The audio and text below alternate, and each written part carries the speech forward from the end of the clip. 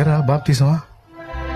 ఊరి ఊరి ఊరి ఊరి పెద్దోళ్ళు సిగ్గు తెచ్చుకోవాలని నేను చూసి, పెద్దోళ్ళు సిగ్గు తెచ్చుకోవాలని నేను చూసి ఎందుకు తీసుకోవాలనుకుంటున్నా?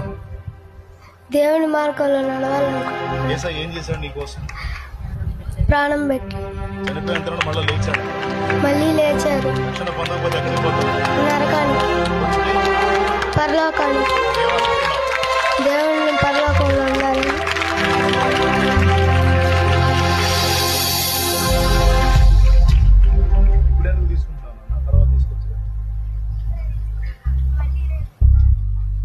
ఆ మాట పెద్దగా చెప్పు, వాళ్ళకి సిగ్గు వచ్చింది.